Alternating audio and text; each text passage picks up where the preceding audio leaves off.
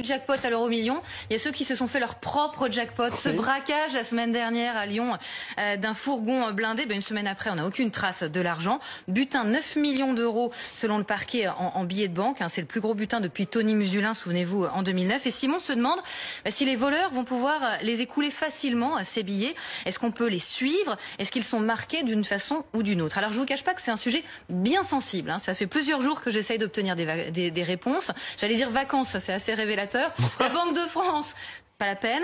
Les convoyeurs de fonds, c'est délicat pour eux, c'est leur métier. Les policiers aussi, il y a des brigades spécialisées. Alors évidemment, on va pas fournir un mode d'emploi aux braqueurs. Ce qu'on peut dire, c'est que les billets de la Banque de France, effectivement, sont marqués par des numéros. C'est comme un identifiant. Vous pouvez vraiment savoir où ils ont été fabriqués, par quelle banque centrale, dans quel pays, quand aussi. Donc quand les billets sont neufs, effectivement, il y a une forme de série. Les numéros peuvent se suivre et peuvent être repérés comme ça. Évidemment, on va pas nous expliquer comment ils sont répertoriés. Mais il y a de plus en plus de billets recyclés. Du coup, des vieux et des nouveaux se mélangent. Et là, c'est beaucoup plus difficile, surtout quand on parle de 9 millions d'euros. Le coût des billets à l'encre, ça existe bien. On parle de valises maculantes. C'est une encre spécifique, indélébile, qui rend bien sûr les billets totalement inutilisables. Ça se déclenche quand on tente évidemment de forcer l'ouverture de certaines valises, de certains sacs, ou si la procédure n'est pas respectée.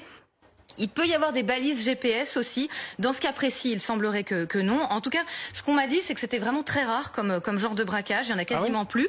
À la louche, me disait un policier, il n'y a qu'une centaine d'individus en France qui sont capables de faire ça. Et on les connaît tous. En fait, les grands braqueurs des années 2000, aujourd'hui, ils sont tous derrière les barreaux.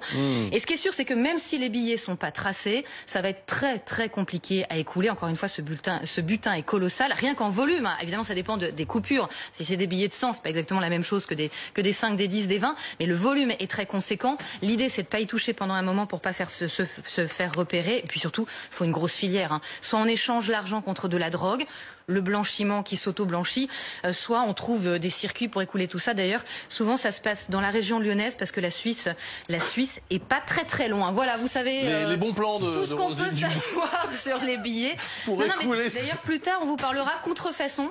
On vous parlera contrefaçon parce que il y a beaucoup de choses à apprendre sur les faux billets. On en a tous dans nos poches en fait.